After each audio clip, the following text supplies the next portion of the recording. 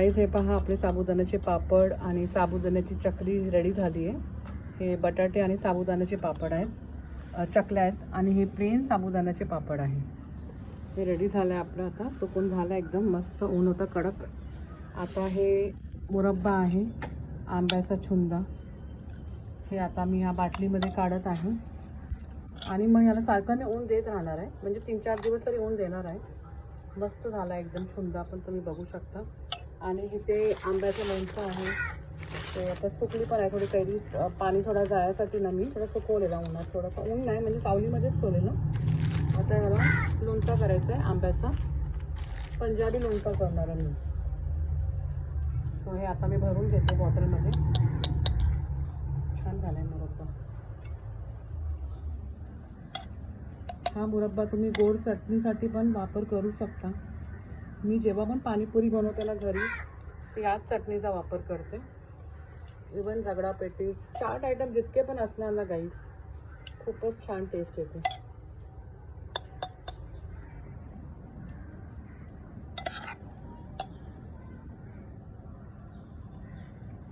मस्त।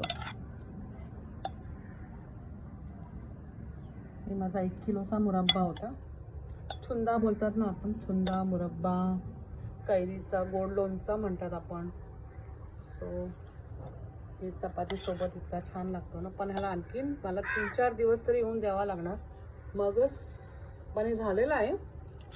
पण तरी पण मला ऊन द्यायचं आहे, कारण की जास्त टिकतो। मग तुम्ही 2-2 वर्ष पण ठेवणार ना, काय खराब बिराब काहीच होत नाही गाईज।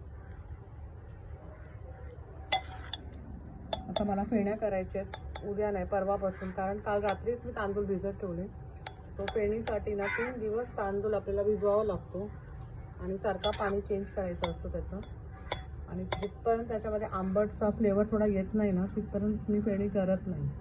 सो 3 दिवस तरी लागतो त्याला। मग मला फेण्या करायच्या। फेण्या मी कलरिंगमध्ये करते, म्हणजे व्हाईट, येलो, ग्रीन आणि रेड अशी मी फेण्या करते, या 4 कलरमध्ये। खूप छान लागतात। बरोबर 1 किलो बॉटल माझी भरली बघा। आणि कसं ना, आमच्या घरी कोण ना कोण चालूच असतं, ते घेऊन जातात। पण या टायमाला मी कमीच केलं आहे खूप।